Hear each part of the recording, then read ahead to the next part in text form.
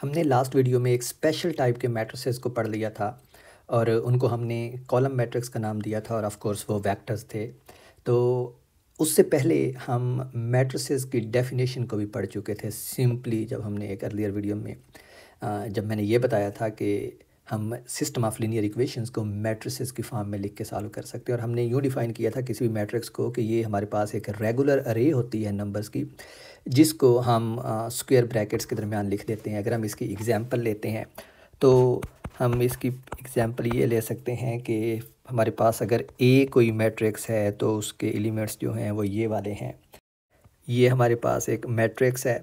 इसी तरह आप और एग्जांपल ले सकते हैं। फ़र्ज़ करें कि बी कोई मैट्रिक्स है और उसके एलिमेंट्स हैं 2, 9, 0, तो ये भी हमारे पास एक मैट्रिक्स है। और इस तरह आप बहुत सारी एग्जांपल्स दे सकते हैं मैट्रिसेस की। यहाँ पे हम मैट्रिसेस के रिलेटेड कुछ फंडामेंटल टर्मिनोलॉजीज़ को पढ़ेंगे और जो सबसे पहली टर्मिनोलॉजी है जो हम देखना चाहते हैं उसे हम कहते हैं ऑर्डर या फिर साइज़ ऑफ अ मैट्रिक्स।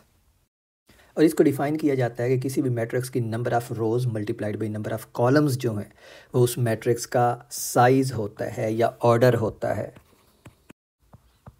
इस लिहाज से अगर आप देखें तो हमारे पास ये जो ऊपर मैट्रिक्स ए दिया गया है, अगर हम इसको देखें तो इसका जो साइज़ बनेगा वो होगा हमारे पास, इसमें अगर हम नंबर ऑफ़ रोज़ देखें तो 3 रोज़ हैं और 3 ही कॉलम्स हैं, तो इसका जो साइज़ है वो हम कहेंगे 3/3 है। यानी इस मैट्रिक्स ए का साइज़ या ऑर्डर जो है वो 3/3 है। और इसी तरह अगर आप मैट्रिक्स बी को देखें तो इसमें 1 रो है और 3 कॉलम है, तो इसका जो साइज़ बनेगा यानी बी का जो ऑर्डर बनेगा वो हमारे पास बनेगा 1/3। इसमें हमारे पास 1 रो है और 3 कॉलम है। जो नेक्स्ट हम देखना चाहते हैं, let me actually take one more example.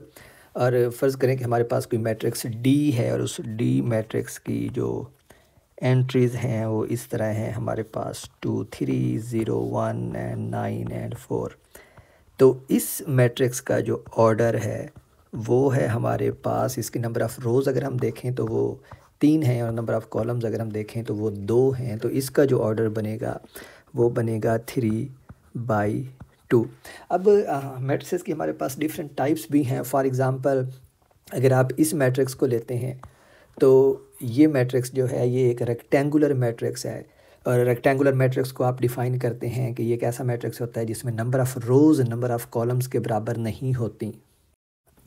इसी तरह अगर आप ये ऊपर वाले मैट्रिक्स ए को देखें तो ये वाला जो मैट्रिक्स है ये एक स्क्वायर मैट्रिक्स है जिसमें नंबर ऑफ़ रोज़ जो हैं वो नंबर ऑफ़ कॉलम्स के बराबर हैं। अगर आप इस मैट्रिक्स बी को देखते हैं तो ये हमारे पास एक रो मैट्रिक्स है क्योंकि इसके अंदर हमारे पास सिर्फ एक रो है।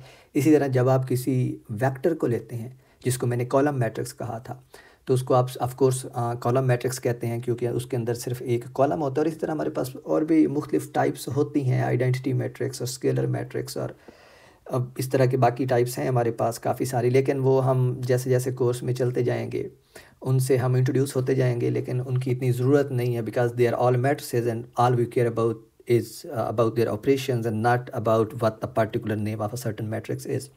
एक और चीज़ यहाँ पे कि अगर हम नोटेशन की बात करें कि मैट्रिसेस जो हैं अगर हमने उनके किसी एक ख़ास एलिमेंट की बात करनी हो तो उनको हम कैसे रिप्रेजेंट करते हैं। इन जनरल किसी भी मैट्रिक्स को आप यूँ लिखते हैं कि फ़र्ज़ करें हमारे पास कोई मैट्रिक्स एस है तो इसके late me actually call it matrix A.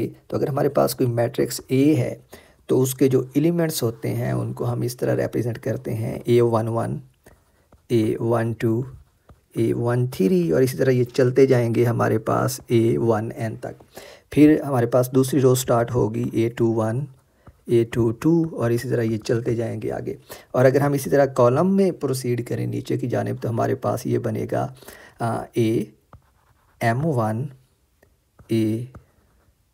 AM2 up to so on. और इसी तरह ये इधर हमारे पास जो लास्ट एलिमेंट बनेगा इस मैट्रिक्स का वो ऑफ कोर्स AMN होगा, जो हमें ये बता रहा है कि ये हमारे पास एक ऐसा मैट्रिक्स है जिसके अंदर M रोज़ और N कॉलम्स हैं। तो अब अगर आप इसके अंदर किसी पर्टिकुलर एलिमेंट को लेते हैं तो फ़र्ज़ करें कि मैं इस पर्टिकुलर एलिमेंट की बात करता हूँ जो ये वाला है, तो ये हमारे पास एलिमेंट हमें इस तरह की इंफॉर्मेशन दे रहा है कि इसको हमने लिखा है A22। तो इसका जो फर्स्ट वाला नंबर है जो 2 है ये वाला, ये हमें बता रहा है रोज़ को, और जो सेकंड वाला नंबर होता है ये इंडिकेट करता है कॉलम्स को।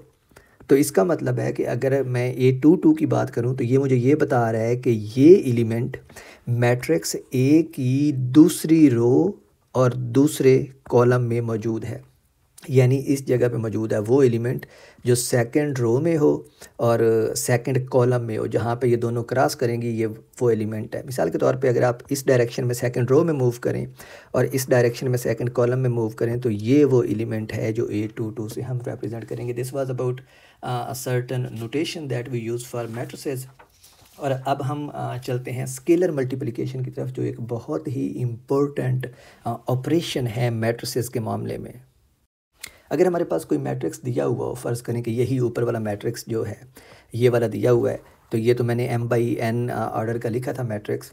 Let me right it, let's say let me right it 3/3। तो ये हमारे पास बनेगा, अगर हमारे पास मैट्रिक्स A है जो ऑर्डर जिसका है वो 3/3 है, तो उसके जो एलिमेंट्स होंगे वो होंगे A11, A12, A13, फिर A21, A22, A23 एंड फिर A31, A32 एंड A33। तो ये हमारे पास कोई भी 3/3 ऑर्डर का मैट्रिक्स है। और फ़र्ज़ करें कि हमारे पास K जो है ये कोई स्केलर है, कोई नंबर हो सकता है 7, 9 या इस तरह का कोई भी नंबर हो सकता है, और मैं कैलकुलेट करना चाहता हूँ K टाइम्स A। तो मैं ये कैलकुलेट करना चाहता हूँ, तो इसका मतलब होता है कि मैं मैट्रिक्स A के हर एलिमेंट को K से मल्टीप्लाई करूँगा। तो ये बन जाएगा KA11, KA12, KA13, KA21, KA22, KA23 and then finally KA31, KA32 and KA33। हम देखेंगे कि ये जो स्केलर मल्टीप्लिकेशन है it is one of the most important operations in matrices. और स्केलर मल्टीप्लिकेशन को अगर हम ज्योमेट्रिकली देखें कि ये ज्योमेट्रिकली क्या बताते हैं, किस तरह का मैट्रिक्स हमें देते हैं, तो अब आपको पता चल गया होगा कि हमने जब कॉलम मैट्रिक्स की बात की थी यानी वेक्टर की बात की थी, तो हमने देखा था कि हम मैट्रिसेस को कंस्ट्रक्ट कर सकते हैं वेक्टर्स से। यानी एक कॉलम मैट्रिक्स है, अगर आप उसके साथ एक और वेक्टर मिला देते हैं, दो कॉलम मैट्रिक्स मिला देते हैं, तो हमारे पास वो एक मैट्रिक्स रेगुलर मैट्रिक्स बन जाएगा, जो स्क्वायर मैट्रिक्स होगा या रेक्टेंगुलर मैट्रिक्स होगा, जो भी होगा, लेकिन वो एक रेगुलर मैट्रिक्स होगा। मिसाल के तौर पे आप यूं कर सकते हैं कि फ़र्ज़ करें हमारे पास 3 वेक्टर्स हैं जो किसी ट्राइएंगल को रिप्रेजेंट करते हैं। तो ये हमारे पास है ज्योमेट्रिकल रिप्रेजेंटेशन। तो हम स्केलर मल्टीप्लिकेशन की ज्योमेट्रिकल इंटरप्रिटेशन इस तरह की ले सकते हैं कि हमारे पास ये XY कोऑर्डिनेट सिस्टम है, और इस XY कोऑर्डिनेट सिस्टम में हम पॉइंट्स ले सकते हैं जो वेक्टर्स की टिप्स को रिप्रेजेंट करते हैं। मिसाल के तौर पे आप पहला पॉइंट जो है वो ओरिजिन के ऊपर ले सकते हैं, और ये हमारे पास कहें कि वेक्टर O है जिसके कोऑर्डिनेट्स हैं 0, 0। ये बिल्कुल हमारे पास एक नल वेक्टर है। दूसरा वेक्टर जो आप लेते हैं वो वेक्टर जो पॉइंट O से पॉइंट P तक जाता है, और इसके कोऑर्डिनेट्स हैं हमारे पास फ़र्ज़ करें 2 एंड 0, यानी इसके जो x एक्सिस के लॉन्ग वैल्यू है वो 2 है और जो y एक्सिस के लॉन्ग वैल्यू है वो 0 है। और इसी तरह आप तीसरा वेक्टर ले सकते हैं वेक्टर Q, और इसके जो कोऑर्डिनेट्स हैं हमारे पास वो है 2, 3, जिसका मतलब है कि इसकी x एक्सिस के लॉन्ग वैल्यू 2 है और y एक्सिस के लॉन्ग इसकी वैल्यू 3 है। ये भी एक तरीका है वेक्टर्स को रिप्रेजेंट करने का कि आप उनकी टोटल लेंथ और वेक्टोरियल डायरेक्शन को रिप्रेजेंट करने की बजाय, चूँकि आप ओरिजिन के लिहाज से बात कर रहे होते हैं, तो आप सिंपली जहाँ पे वेक्टर एंड होता है, जहाँ पे उनकी टिप लाई करती है, उस पॉइंट को डिस्क्राइब कर देते हैं विद कोऑर्डिनेट्स, और वो आपको स्पेस के अंदर एक वेक्टर को रिप्रेजेंट करता है। और अगर आप गौर करें यहाँ पे, तो ये हमारे पास एक किस्म की ट्राइएंगल बन रही है, तो हम एक ट्राइएंगल को एक वेक्टर से रिप्रेजेंट कर सकते हैं। तो अगर हम इसको मैट्रिक्स नोटेशन में लिखें अब, तो इसकी मैट्रिक्स नोटेशन हमारे पास ये वाली बनेगी कि हमारे पास पहला वेक्टर है, फ़र्ज़ करें P पहला वेक्टर है, तो उसके कोऑर्डिनेट्स हैं 2 व 0, तो ये हमारे पास P बनेगा।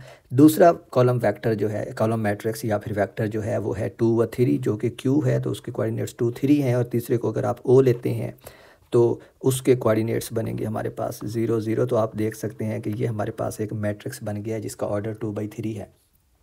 अब आपने अगर स्केलर मल्टीप्लिकेशन करनी है, यानी आपने इस मैट्रिक्स को मल्टीप्लाई करना है किसी नंबर से, तो फ़र्ज़ करें कि मैं इसको 2 से मल्टीप्लाई करता हूँ।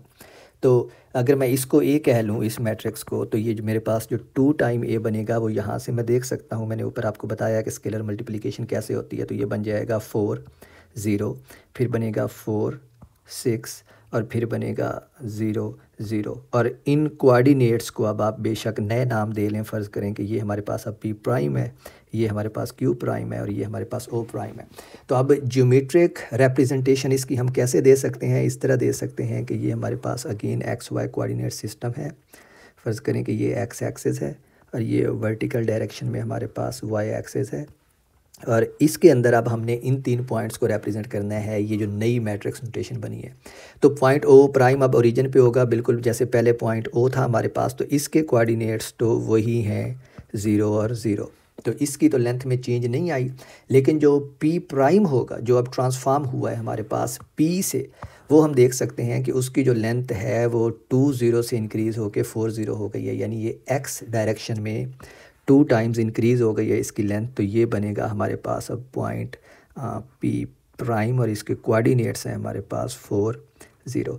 और इसी तरह जो हमारे पास अब क्यू प्राइम बनेगा वो भी इंक्रीज़ हो जाएगा, और उसकी जो हमारे पास अब कोऑर्डिनेट्स आएंगे, फ़र्ज़ करें कि ये वो है हमारे पास पॉइंट क्यू प्राइम, और इसके कोऑर्डिनेट्स हैं अब 4 एंड 6। तो अब हमारे पास जो ट्राइंगल बनी है, अगर आप उसके ऊपर गौर करें, तो that is double in size the previous triangle that we drew for इसके नतीजे में। तो आप देख सकते हैं कि ये जो नई ट्राइंगल बनी है वो साइज़ में डबल है इस पहले वाली से, इस वाली से। तो ये एक ज्योमेट्रिक इंटरप्रिटेशन है कि स्केलर मल्टीप्लिकेशन क्या होती है। तो अगर आपके पास जो 3 वेक्टर्स हैं जिसको मैंने मैट्रिक्स रिप्रेजेंटेशन में यू लिखा है, अगर वो इस ट्राइंगल को रिप्रेजेंट करते हैं स्पेस के अंदर, तो जो स्केलर मल्टीप्लिकेशन है वो इस ट्राइंगल के ओवरऑल साइज़ को, यानी साइड्स को बढ़ा देगी। तो ये इसकी ज्योमेट्रिकल इंटरप्रिटेशन है। And one more thing that I want to talk about the matrix algebra before going on, और वो है एडिशन और सब्ट्रैक्शन की रिक्वायरमेंट के। अब हमारे पास मैट्रिसेस अगर दिए हुए हों तो उनको हम ऐड या सब्ट्रैक्ट कैसे करते हैं। और मैट्रिसेस को ऐड और सब्ट्रैक्ट करने की हमारे पास एक ही रिक्वायरमेंट है, और वो ये है कि जो गिवन मैट्रिक्स होते हैं हमारे पास, उनका ऑर्डर सेम होना चाहिए। ये एक ही रिक्वायरमेंट है। And it kind of make sense कि अगर आपने उनको ऐड करना है एलिमेंट बाय एलिमेंट, तो उनका ऑर्डर सेम होना चाहिए। तो इन जनरल अब हम यूँ लिख सकते हैं कि अगर हमारे पास कोई मैट्रिक्स ए गिवन है, तो ए के एलिमेंट्स अगर हमारे पास ये हैं कि फ़र्ज़ करें ये उसका पहला एलिमेंट है, फिर उसका दूसरा एलिमेंट, और अप टू उसका nth एलिमेंट, और इसी तरह आप अगर कॉलम में चलते हैं तो mth कॉलम है हमारे पास, तो ये बन जाएगा AM1, और इसी तरह फिर चलते चलते ये बन जाएगा AMN। और अगर हम इसमें अब ऐड या सब्ट्रैक्ट करना चाहते हैं किसी दूसरे मैट्रिक्स को, तो ऑफ कोर्स उसका भी ऑर्डर एग्जैक्टली सेम होना चाहिए। तो ये बनेगा B11 up to B1N, and then in direction down the column ये बन जाएगा BM1 अप टू BMN। तो अब अगर हम इनकी एडिशन या सब्ट्रैक्शन देखें तो ऑफ कोर्स वो क्या होगा, एलिमेंट बाय एलिमेंट होगी, यानी पहला एलिमेंट पहले मैट्रिक्स का दूसरे मैट्रिक्स के पहले एलिमेंट में ऐड होगा। तो ये हमारे पास बनेगा A11 plus minus B11, plus addition को सब रिप्रेजेंट कर रहा है, और नेगेटिव साइन जो है वो सब्ट्रैक्शन को रिप्रेजेंट कर रहा है। और सिमिलरली ये हमारे पास बनेगा A1N प्लस माइनस B1N, और आप कॉलम की डायरेक्शन में इसको यूँ लिख सकते हैं AM1 plus BM1 up to last element AMN plus BMN। तो आप इस तरह इनकी एडिशन कर सकते हैं। Let me actually take a real example. तो आप एक एग्जांपल ले लें कि हमारे पास फ़र्ज़ करें ये मैट्रिसेस हैं जो आपस में ऐड हो रहे हैं। Let me keep the order to 3/3। तो ये बनेगा 2 9 7 6 3 2 एंड देन 1 0 1। ये हमारे पास पहला मैट्रिक्स है, और इसमें मैं ऐड करना चाहता हूँ एक दूसरे मैट्रिक्स को। तो रिक्वायरमेंट ये है कि दूसरे मैट्रिक्स का ऑर्डर सेम होना चाहिए जैसे पहले मैट्रिक्स का है। तो फ़र्ज़ करें उसके एलिमेंट्स हैं 3 1 1 1 2 0 एंड देन 0 7 2। तो जब मैं इसमें ऐड करूँगा एलिमेंट बाय एलिमेंट तो मेरे पास जो रिजल्टेंट मैट्रिक्स आएगा उसके एलिमेंट होंगे 2 + 3 5, 9 + 1 10 एंड देन 7 + 1 8। दूसरी रो में बनेंगे हमारे पास 6 + 1 7, 3 + 2 5 एंड 2 + 0 2। और थर्ड रो हमारे पास बनेगी 1 + 0 1, 0 + 7 7 एंड 1 + 2 3। तो इस तरह आप किसी भी गिवन मैट्रिक्स को दूसरे मैट्रिक्स में ऐड या सब्ट्रैक्ट कर सकते हैं, provided they should have the same order. And now let's move on to matrix vector product, जो हमें ये बताएगा कि हमारे पास किसी मैट्रिक्स और वेक्टर का जो प्रोडक्ट है वो क्या आता है। तो हम यहाँ पे एक मैट्रिक्स और एक वेक्टर का प्रोडक्ट देखना चाहते हैं, और उसके लिए मैं चाहूँगा कि आप उस एग्ज़ाम्पल को फिर से रिकॉल करें जहाँ से हमने ये कोर्स स्टार्ट किया था, the very basic example, the very fundamental example. और अगर आपको याद हो तो वो हमारे पास एक सिस्टम ऑफ 2 लीनियर इक्वेशंस थी, जिसको हमने लिखा था कि 2x + 2y = 3 and second equation थी 2x + y = 2.5। ये वो पहली इक्वेशन थी जहाँ से हमने इस कोर्स को स्टार्ट किया था। अब मैं इसी इक्वेशन को थोड़े से, इन्हीं 2 इक्वेशन को थोड़े से मुख्तलिफ़ तरीके से लिखने लगा हूँ। आप ज़रा देखिएगा कि मैं इनको कैसे इस मुख्तलिफ़ तरीके से लिखता हूँ और फिर हम कैसे एक्सप्लॉइट करते हैं इसी मुख्तलिफ़ तरीके से लिखने वाले तरीके को मैट्रिसेस की वेक्टर्स से मल्टीप्लिकेशन के लिए। अब इसी इक्वेशन को मैं यूँ भी लिख सकता हूँ। आप ज़रा गौर करें कि हमारे पास इन दोनों इक्वेशंस की जो पहली एंट्री है उनमें 2 मल्टीप्लाई हो रहा है x से, तो मैं इस इक्वेशन को यूँ भी लिख सकता हूँ 2 टाइम्स, यूँ लिख सकता हूँ कि हमारे पास एक कॉलम वेक्टर है जिसके एलिमेंट्स हैं 2 2 और ये दोनों मल्टीप्लाई हो रहे हैं x से, प्लस दूसरा कॉलम वेक्टर मैं बनाता हूँ और उसके एलिमेंट्स हैं 2 1 और वो मल्टीप्लाई हो रहे हैं y से, और ये हमारे पास इक्वल हैं एक और कॉलम मैट्रिक्स के जो कांस्टेंट से मिलके बना है, और वो कांस्टेंट्स वो हैं जो इन इक्वेशंस की राइट हैंड साइड पे मौजूद हैं। तो ये हमारे पास हम इस तरह लिख सकते हैं, और आप इसको मल्टीप्लाई करके देख सकते हैं कि ये हमें बिल्कुल ये वाली 2 इक्वेशन देते हैं। मिसाल के तौर पे आप 2 को x से मल्टीप्लाई करें और 2 को y से मल्टीप्लाई करें तो ये बनेगा 2x + 2y, जो कि पहली इक्वेशन की लेफ़्ट साइड है। फिर इस 2 को इस 2x से मल्टीप्लाई करें और 1 को y से मल्टीप्लाई करें, उन दोनों को ऐड करें तो 2x + y = 2.5, जो कि ऊपर वाली दूसरी इक्वेशन की लेफ़्ट और राइट साइड है। तो ये अभी तक हमने सही तरह इनको लिख लिया है। अब हम इनको एक और तरीके से भी लिख सकते हैं, और वो तरीका ये है कि हम इस कॉलम को और इस कॉलम को, जो मैंने आपको बताया कि ये वेक्टर्स हैं और कॉलम मैट्रिसेस हैं, इन दोनों को मिला के मैं एक मैट्रिक्स बना सकता हूँ। अगर आप भूल गए हैं तो लेट मी क्विकली रिवाइज, जहाँ पे मैंने क्या किया था।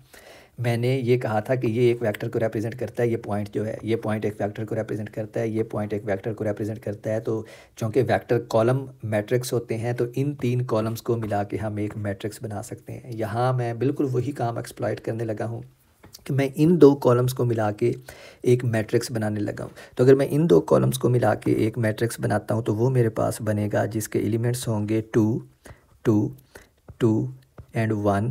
और अब मैं x और y, ये जो हमारे पास x और y थे जिनके कोफिशिएंट्स को मिला के मैंने ये मैट्रिक्स बनाया और इस तरह ये कोफिशिएंट मैट्रिक्स कहलाता है, उन x और y को मैं इधर लिखता हूँ x y, यानी इन x और y का भी मैं एक कॉलम मैट्रिक्स बना देता हूँ या एक वेक्टर बना देता हूँ, और ये हमारे पास इक्वल हैं 3 एंड 2.5 के। तो इन कांस्टेंट का भी हमारे पास एक वेक्टर बन गया या कॉलम मैट्रिक्स बन गया। अब अगर आप इस इक्वेशन के ऊपर देखते हैं और मैं ये कहूँ कि इस इक्वेशन से ये जो मैट्रिक्स फॉर्म अब मैंने लिख दिया है, इससे अगर आपने ओरिजिनल फॉर्म हासिल करनी हो तो आप कैसे हासिल करेंगे। And this is the way where you are going to define for yourself how we multiply a matrix with a vector. और चूँकि वेक्टर भी मैट्रिक्स ही होता है, एक स्पेशल काइंड का मैट्रिक्स जिसको हम कॉलम मैट्रिक्स कहते हैं, तो इधर से आप ये भी डिफाइन करेंगे कि हम मैट्रिसेस को मल्टीप्लाई कैसे करते हैं। रिमेंबर, मैं ये कह रहा हूँ कि आप यहाँ से अखज़ करेंगे कि आप मैट्रिसेस को मल्टीप्लाई कैसे करते हैं। आप यहाँ से वो ट्रिक नहीं पढ़ेंगे जो आप पहले पढ़ते आए हैं कि पहली रो को पहले कॉलम से मल्टीप्लाई करें। ऑफ कोर्स आप जानते हैं कि वो कैसे मल्टीप्लाई करते हैं, लेकिन यहाँ पे आप ये तरीका अखज़ करने वाले हैं कि आप एक मैट्रिक्स को किसी दूसरे मैट्रिक्स के साथ कैसे मल्टीप्लाई करेंगे। सो लेट्स सी, अगर हम यहाँ पे ये जो पहली रो है इस मैट्रिक्स की, अब अगर हम इसको मल्टीप्लाई करें इस कॉलम से, जो कि हमारे पास ये कॉलम वेक्टर है, ये कॉलम मैट्रिक्स है, तो ये बनेगा 2x + 2y, जो बिल्कुल ये हमारे पास पहली इक्वेशन बनेगी जो 3 के इक्वल है। और अगर आप दूसरी रो को इस कॉलम से मल्टीप्लाई करें तो ये बनेगा 2x + y, जो बिल्कुल हमारे पास लेफ्ट हैंड साइड है इस दूसरी इक्वेशन की। तो इसका मतलब है कि हम यूँ कर सकते हैं कि हम ये जो हमारे पास मैट्रिक्स है इसकी मल्टीप्लिकेशन का रूल यूँ अखज़ कर सकते हैं कि हम इसको इस तरह मल्टीप्लाई करें कि हमारे पास जो रो 1 है इस मैट्रिक्स की और इसी तरह रो 2 है इस मैट्रिक्स की, वो इस तरह मल्टीप्लाई हों कि हम जो कॉलम यहाँ पे दिया हुआ है, जो कि इस केस में हमारे पास ऑफ कोर्स वेक्टर है, ये दोनों रोज़ उस कॉलम से टर्म बाय टर्म मल्टीप्लाई हो। यानी पहले हम पहली रो को लें और उसको कॉलम से मल्टीप्लाई करें और फिर दूसरी रो को लें और उसको कॉलम से मल्टीप्लाई करें, तो हमारे पास सिचुएशन इस तरह की बन जाती है। और यहाँ पे आपने मल्टीप्लिकेशन डिफ़ाइन कर ली है और आप देखें कि ये हमें कैसे वापस वही चीज़ देता है जिधर से हम चले थे। पहली रो को आपने मल्टीप्लाई करना है इस कॉलम से, तो पहली रो को मल्टीप्लाई करेंगे तो ये हमारे पास बनेगा 2x + 2y, और दूसरी रो को इसी कॉलम से मल्टीप्लाई करेंगे तो ये बनेगा 2x + y, और ये इक्वल किसके हैं, 3 और 2.5, जो बिल्कुल हमें इक्वलिटी ये बता रही है कि ये हमारे पास इक्वल होगा 2 और 3। तो आप देख सकते हैं कि हमारे पास यही वाली इक्वेशंस जो हैं ये दोबारा से वापस आ गई हैं इस मल्टीप्लिकेशन के तरीके से। तो यहाँ पे हमने जो चीज़ देखी है वो हमने ये चीज़ देखी है कि हम किसी ख़ास तरीके से अगर किसी एक मैट्रिक्स को किसी दूसरे कॉलम मैट्रिक्स में मल्टीप्लाई करते हैं तो हमारे पास ये जो लीनियर इक्वेशंस हैं ये रिप्रोड्यूस हो जाती हैं। So in a way we have defined matrix multiplication of a matrix with a column vector. मैं फिर से यहाँ पे इसको क्विकली रिवाइज़ कर दूं कि हमारे पास ये 2 लीनियर इक्वेशंस थी और मैंने कहा कि अगर हम उनको इस फॉर्म में लिखते हैं तो ये बिल्कुल इक्विवेलेंट हैं इस फॉर्म के। फिर मैंने कहा कि अगर मैं उनको इस तरह मैट्रिक्स की फॉर्म में लिख लूँ तो फिर भी ये इक्विवेलेंट हैं इस फॉर्म के, लेकिन उनको इक्विवेलेंट बनाने के लिए मुझे एक रूल इन्वेंट करना पड़ा है। और वो रूल ये इन्वेंट करना पड़ा है कि मैं पहली रो जो थी इस मैट्रिक्स की, ये वाली, उसको इस कॉलम से मल्टीप्लाई करता हूँ तो मेरे पास ये रिज़ल्ट आता है और इसकी राइट साइड जो है वो 2 के बराबर है। 2 के बराबर नहीं है, 3 के बराबर है। लेट मी चेंज इट, तो ये है 3 और 2.5। तो मैं जब पहले कॉलम को मल्टीप्लाई करता हूँ, पहली रो को मल्टीप्लाई करता हूँ इसको इस कॉलम से, तो मेरे पास ये पहली इक्वेशन रिप्रोड्यूस हो जाती है। और फिर जब मैं दूसरी रो को मल्टीप्लाई करता हूँ इसी कॉलम से तो मेरे पास ये दूसरी इक्वेशन रिप्रोड्यूस हो जाती है। अब ये जो दरमियान वाला पार्ट है, बेशक अगर आपको ये कंफ्यूज कर रहा है ये वाला पार्ट, तो इसको यहाँ से हटा देते हैं।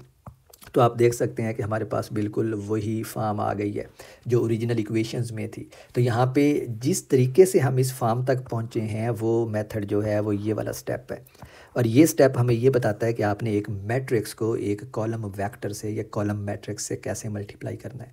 आप पहली रो लेंगे और कॉलम से मल्टीप्लाई करेंगे, वो पहली इक्वेशन बनेगी। फिर आप दूसरी रो लेंगे, उसको कॉलम से मल्टीप्लाई करेंगे तो वो हमारे पास दूसरी इक्वेशन बनेगी। तो हमने एक रूल अखज़ कर लिया है एक मैट्रिक्स को एक वेक्टर से मल्टीप्लाई करने का। इसका मतलब है कि अब अगर आपके पास कोई इक्वेशन है, लेट्स टेक एन एग्जांपल, तो अब आपके पास अगर फ़र्ज़ करें कि ये इक्वेशन है x + y + 3z = 5 और दूसरी इक्वेशन है -2x - y + 5z = 6। तो आप इनके अब मैट्रिक्स बना सकते हैं और वेक्टर्स बना सकते हैं। मैट्रिक्स आपने देखा हमने कैसे बनाया था, हमने ये वाला मैट्रिक्स जो x और y के कोफिशिएंट्स थे उनसे बनाया था। तो इस केस में हमारे पास x, y, z हैं, तो हम x, y और z के कोफिशिएंट्स से ये मैट्रिक्स बनाएंगे। तो हमारे पास ये जो मैट्रिक्स बनेगा ये इस तरह का मैट्रिक्स बनेगा, 1 x का कोफिशिएंट, फिर 1 y का कोफिशिएंट और फिर 3 z का कोफिशिएंट। इसी तरह -2 x का कोफिशिएंट, -1 y का कोफिशिएंट और 5 z का कोफिशिएंट। तो ये हमारे पास बनेगा मैट्रिक्स। कॉलम जो है वो हमने x, y और z से बनाना होता है, तो ये हमारे पास बनेगा वेक्टर, जिसको आप कॉलम मैट्रिक्स भी कहते हैं, x, y और z। और राइट हैंड साइड पे हमारे पास क्या आएगा, 5 और 6 जो कांस्टेंट्स हैं इन 2 लीनियर इक्वेशन की राइट साइड पे। और यहाँ से अब आप देख सकते हैं हमारे पास एक और रूल भी आता है, एक और रूल भी जो ऑफ कोर्स हम अगर हमारी अगर रिक्वायरमेंट ये है कि ये लेफ़्ट साइड जो है ये मल्टीप्लाई हो के ये वाली लेफ़्ट साइड हमें दे, तो इस रिक्वायरमेंट से हमारे पास एक और रूल भी आता है। और वो रूल ये है कि जो मैट्रिक्स है उसके जो नंबर ऑफ़ कॉलम्स हैं वो इस वेक्टर की नंबर ऑफ़ रोज़ के बराबर आने चाहिए। और ये वो रूल है जो आपने शायद पहली क्लासेस में पढ़ा होगा कि जब आप दो मैट्रिक्स को मल्टीप्लाई करते हैं तो पहले मैट्रिक्स की नंबर ऑफ़ कॉलम्स दूसरे मैट्रिक्स की नंबर ऑफ़ रोज़ के बराबर आनी चाहिए। तो वो जो रूल है वो हमारे पास इस यहाँ से आता है अखज़ हो कि जब हम किसी भी लीनियर इक्वेशन को लिखना चाहते हैं मैट्रिसेस की फॉर्म में। तो अब अगर मैं लेफ़्ट हैंड साइड को मल्टीप्लाई करता हूँ तो ये मेरे पास बनेगा x plus y plus 3z equals 5। और अगर दूसरी रो को अब मैं मल्टीप्लाई करता हूँ बिल्कुल उसी रूल से जो ऊपर बयान किया है इस कॉलम से, तो ये मेरे पास बनेगा -2x, late me keep it yellow, I'll change the current, -2x minus y plus 5z equals 6। तो ये बिल्कुल आप देखें मेरे पास वही दो इक्वेशंस आ गई हैं जो इक्वेशंस जिन इक्वेशन से हमने यहाँ पे स्टार्ट किया था। तो हमने एक और रूल भी अब अखज़ कर लिया है मैट्रिक्स को किसी वेक्टर से मल्टीप्लाई करने का, और वो रूल ये है कि पहले मैट्रिक्स के नंबर ऑफ़ कॉलम दूसरे मैट्रिक्स के नंबर ऑफ़ रोज़ के बराबर होने चाहिए। Late me actually right it here. अब हम यहाँ पे एक नोटेशन इंट्रोड्यूस करवा सकते हैं, और वो नोटेशन ये है कि ये जो पहला मैट्रिक्स है जो हमने कोफिशिएंट से x, y और z के कोफिशिएंट से बनाया है, इसको आप कह सकते हैं मैट्रिक्स A। ये जो दूसरा मैट्रिक्स है जिसमें हमारे पास x, y और z हैं जो अननोन्स हैं उनसे मिलके बना है, इसको आप कह लें matrix x। Let me try to make it capital X। तो ये हमारे पास कैपिटल X है, और इसको आप इक्वल कह लें B के। तो यहाँ पे जो A है ये कहलाता है कोफिशिएंट मैट्रिक्स, क्योंकि ये x, y और z के कोफिशिएंट्स से मिलके बना है। और जो मैट्रिक्स x है, कैपिटल X है यहाँ पे ये है मैट्रिक्स ऑफ अननोन्स। और जो तीसरा मैट्रिक्स है हमारे पास मैट्रिक्स B, वो है मैट्रिक्स ऑफ कॉन्स्टेंट्स। अब फाइनली लास्टली मैं आपको एक चीज़ और बता के आज की वीडियो को ख़त्म करता हूँ, और वो चीज़ ये है कि अगर आप इस इक्वेशन के ऊपर गौर करें ax इक्वल्स b, तो ये हमें कुछ बता रही है। ये हमें कुछ इस तरह बता रही है कि हमारे पास एक मैट्रिक्स था जो एक वेक्टर के ऊपर एक्ट करता है और हमें रिज़ल्ट में एक वेक्टर मिलता है। व्हाट डज़ इट मीन कि हमें रिज़ल्ट में एक वेक्टर मिलता है? हमें पता है कि ज्योमेट्रिकली हम वेक्टर्स को कैसे रिप्रेजेंट करते हैं। Let me try to make a diagram here. हम ज्योमेट्रिकली हम वेक्टर को ऐसे रिप्रेजेंट करते हैं कि अगर हमारे पास ये x एक्सिस है, let me draw an x axis here, कि अगर हमारे पास ये एक x एक्सिस है और ये y एक्सिस है, तो इसमें अगर हमने किसी वेक्टर को ड्रॉ करना हो तो हम उसको कैसे ड्रॉ करते हैं। फ़र्ज़ करें कि ये हमारे पास एक वेक्टर है इस x और y एक्सिस के अंदर, ठीक है। तो ये हमारे पास x एक्सिस था, ये y एक्सिस था, और इसके अंदर एक वेक्टर है, और इसको मैं अब कह लेता हूँ वेक्टर x। ये वाला x वेक्टर है जो मैंने यहाँ पे लिखा है, सही है। और इसके ऊपर मैं एक्ट क्या कर रहा हूँ, एक मैट्रिक्स को एक्ट कर रहा हूँ, और जो मैट्रिक्स एक्ट करता हूँ वो मुझे क्या देता है, एक और मैट्रिक्स B देता है। तो let me actually take the values of x, y and z। फ़र्ज़ करें कि मैं एक न्यूमेरिकल एग्जांपल लेता हूँ। लेट्स टेक एन एग्जांपल, तो उससे हमें समझना आसान होगा। और एग्जांपल हम ये लेते हैं कि हमारे पास दो इक्वेशंस हैं, x माइनस 3y इक्वल्स -1, और जो दूसरी इक्वेशन है वो है x प्लस y इक्वल्स 2, ठीक है। तो ये हमारे पास इक्वेशन है, और अब हम सीख चुके हैं कि इसको अगर हम मैट्रिक्स फॉर्म में लिखें तो हमारे पास जो कोफिशिएंट मैट्रिक्स बनेगा वो बनेगा 1 -3 1 एंड 1। ये सिंपली x और y के कोफिशिएंट है। जो हमारे पास वेक्टर बनेगा वो बनेगा x और y, और जो कांस्टेंट मैट्रिक्स बनेगा वो हमारे पास बनेगा -1 और 2। और अब इनको अगर हम लिखें ax इक्वल्स b की फॉर्म में, तो ये अब हमें ये बता रहा है कि हमारे पास ये एक मैट्रिक्स A है जो ऑफ कोर्स ये मैट्रिक्स है, और ये इस वेक्टर x के ऊपर एक्ट कर रहा है, और हमें दे क्या रहा है, ये वेक्टर B दे रहा है। इसको दूसरे अल्फाज में आप यूँ भी समझ सकते हैं कि x और y की कौन सी वैल्यूज़ मैं यहाँ पे सब्सटीट्यूट करूँ कि मेरे पास ये वाला रिज़ल्ट आ जाए। लेकिन इसकी ज्योमेट्रिकल इंटरप्रिटेशन जो है वो हमें इसके बारे में कोई ज़्यादा डीप चीज़ बताती है, और वो ये है कि फ़र्ज़ करें ये मेरा x एक्सिस है, ये y एक्सिस है, और इस x y कोऑर्डिनेट सिस्टम में अगर मैं इस वेक्टर x y को लेता हूँ, फ़र्ज़ करें कि ये मेरा जनरल वेक्टर x है जिसके एलिमेंट्स जो हैं वो x और y हैं, सही है, ये वाले। तो ये मेरा एक वेक्टर है। इसके ऊपर ये जब वेक्टर मैट्रिक्स एक्ट करता है तो वो इस वेक्टर को चेंज कर देता है, और इस वेक्टर को चेंज करके क्या करता है, मुझे एक नई चीज़ देता है, और वो नई चीज़ जो है मेरे पास ये वाला वेक्टर है, जिसके जो एक्स और वाई कंपोनेंट्स हैं वो -1 और 2 हैं। और अगर आप देखें तो जो एक्स और वाई कंपोनेंट हैं, एक्स पॉजिटिव इस डायरेक्शन में है, वाई पॉजिटिव इस डायरेक्शन में है, तो यहाँ पे एक्स नेगेटिव है, तो एक्स जो है वो -1 आएगा। फ़र्ज़ करें कि एक्स ये -1 है, और वाई जो है वो +2 है, और फ़र्ज़ करें कि वो ये वाला वाई जो है ये +2 है। तो क्या कर रहा है यहाँ पे ये मैट्रिक्स, जब इस मैट्रिक्स को मैं मल्टीप्लाई करता हूँ इस वेक्टर एक्स वाई से, तो जो मेरे पास रिज़ल्ट आ रहा है वो ये वाला वेक्टर आ रहा है। ट्रांसफॉर्म होके मेरे पास जो वेक्टर आता है वो इस ओरिजिन से स्टार्ट होता है और इस पॉइंट तक जाता है। ये वाला वेक्टर आ रहा है मेरे पास, और ये वाला जो वेक्टर है, ये वाला वेक्टर, इसके कोऑर्डिनेट्स जो हैं वो हैं -1 और 2। लेकिन अगर आप इसको फिज़िक्स की लैंग्वेज में देखें तो हमारे पास ओरिजिनली ये वाला वेक्टर था, और इसके ऊपर मैंने एक मैट्रिक्स को अप्लाई किया है। ये बिल्कुल ऐसे ही है जैसे आप किसी चीज़ का डेरिवेटिव लेते हैं तो आपके पास एक नया नंबर आता है। तो यहाँ पे मेरे पास ये वेक्टर था, और इस वेक्टर के ऊपर मैंने एक मैट्रिक्स को अप्लाई किया, यानी इसको एक मैट्रिक्स से मल्टीप्लाई किया है, तो मेरे पास जो नया वेक्टर आया है वो इस डायरेक्शन में चला गया है। तो ज्योमेट्रिकली हम इसको यूँ इंटरप्रेट कर सकते हैं कि जब हम किसी मैट्रिक्स को किसी वेक्टर के ऊपर अप्लाई करते हैं या उससे मल्टीप्लाई करते हैं, तो वो मैट्रिक्स उस वेक्टर को एक नए वेक्टर में तब्दील कर देता है, जिसकी मैग्नीट्यूड और डायरेक्शन दोनों मुख्तलिफ होती हैं इन जनरल। मैं फिर से आपको यहाँ पे इस बात को रिवाइज़ करता हूँ क्योंकि ये बहुत इंपॉर्टेंट है।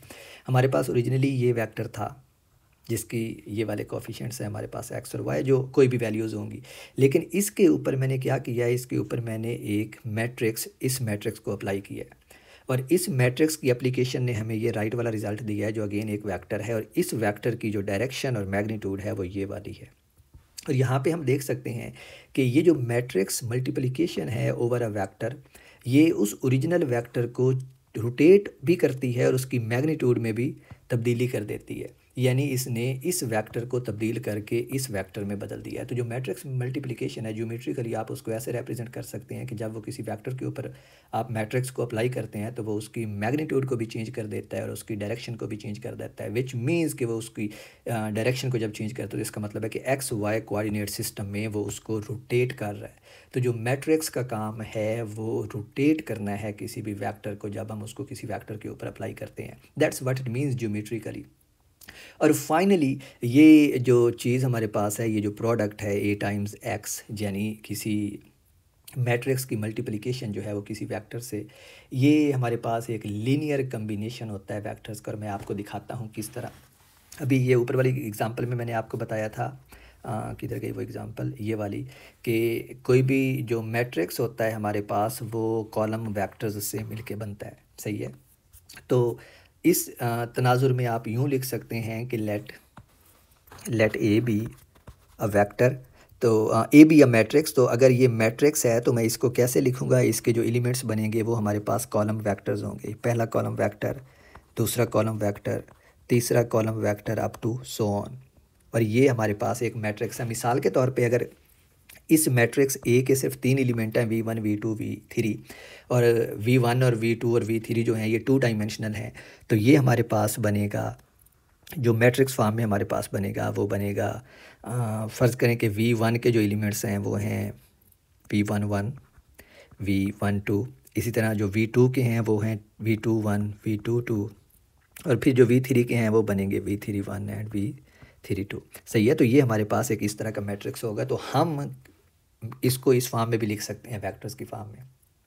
और अब फ़र्ज़ करें कि हमारे पास कोई वेक्टर है x, और उसके जो एलिमेंट्स हैं वो हैं x1 x2 x3 up to so on. और अब गौर करें कि जो हमारे पास ये वेक्टर x है उसके एलिमेंट्स बज़ाते ख़ुद वेक्टर नहीं है, क्योंकि जब हम किसी वेक्टर की बात करते हैं तो उसके जो एलिमेंट्स होते हैं वो हमारे पास सिंपली मैग्नीट्यूड्स होती हैं, यानी ये वेक्टर जो है, ये कोफिशिएंट जो है ये इस वेक्टर का x डायरेक्शन में, ये y डायरेक्शन में।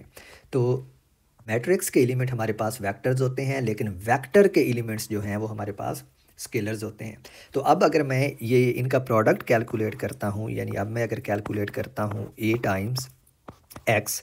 तो मेरे पास इनका जो आएगा आंसर वो यूँ आएगा कि v1 v2 v3 up to so on, ये हमारे पास मैट्रिक्स, और इसको मैंने मल्टीप्लाई करना है वेक्टर से जो ऑफ कोर्स हमारे पास एक कॉलम मैट्रिक्स है। तो ये बनेगा x1 x2 up to xn। और इसको अब आप सिंप्लीफाइड फॉर्म में कैसे लिख सकते हैं, x1 v1 plus x2 v2 plus x3 v3 plus up to so on, यानी xn vn, अगर आप n कंपोनेंट्स ले रहे हैं इनके। तो हमारे पास ये जो प्रोडक्ट है मैट्रिक्स और वेक्टर का, ये असल में अगर आप राइट हैंड साइड पे देखें तो ये सिंपली लीनियर कम्बिनेशन है हमारे पास एक वेक्टर्स टाइम्स मैट्रिक्स का। तो ये वाली जो चीज़ है ये बज़ात ख़ुद हमारे पास क्या है, एक लीनियर कम्बिनेशन है वेक्टर्स का। यहाँ पे किन वेक्टर्स का लीनियर कम्बिनेशन है, वेक्टर v1 v2 v3, और ये जो x1 x2 x3 हैं ये स्केलर्स हैं जो हमारे पास सिंपली मल्टीप्लाई हो रहे हैं। और हमने लीनियर कम्बिनेशन जो था वेक्टर्स का 2 वीडियोस पहले ऐसे ही डिफ़ाइन किया था, बल्कि पिछली वीडियो में ऐसे ही डिफ़ाइन किया था कि हम किसी स्केलर को किसी वेक्टर से मल्टीप्लाई कर रहे होते हैं, और यहाँ पे ये स्केलर v1 से मल्टीप्लाई हो रहा है, ये स्केलर v2 से मल्टीप्लाई हो रहा है। तो ये जो ax है ये बज़ात ख़ुद एक लीनियर कम्बिनेशन है हमारे पास वेक्टर्स का। तो अब ax को हमने 2 तरीक़ों से देख लिया है।